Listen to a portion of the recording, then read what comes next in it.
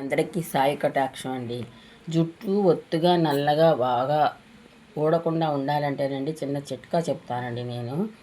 అయితే మీరు కూడా అలా చేసుకోండి. చాలా ఒత్తుగా పెరుగుతుంది, నల్లగా ఉంటుంది, జుట్టు దృఢంగా ఉంటుందండి, ఊడిపోకుండా ఉంటుంది. ఉసిరికాయలండి ఇవి, పెద్ద ఉసిరి.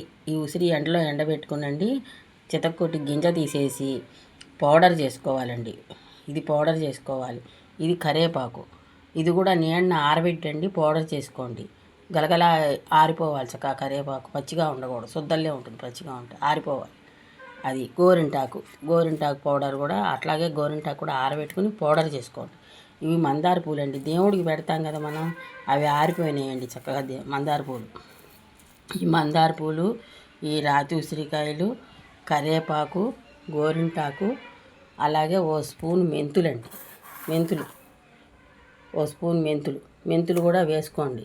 వేసుకుని పౌడర్ చేసుకుని సీసాలో పోసుకోండి, గాజు సీసాలో పోసుకుని మీరు కొంచెం నూనె కాచుకొని దాంట్లో 2 స్పూన్లు పొడి వేసుకొని కాచుకోండి చక్క సన్నసెగన.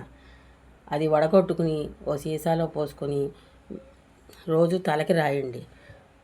వెంట్రుకలు రాలిపోవు, జుట్టు దృఢంగా ఉంటుందండి. అట్లాగే మేము తయారు చేసామండి, అదే నూనె అండి ఇది. ఈ సీసాలో పోసుకున్నామండి థమ్సప్ బాటిల్లో. కొబ్బరి నూనె తయారు చేస్తే ఈ కలర్ వస్తుందండి.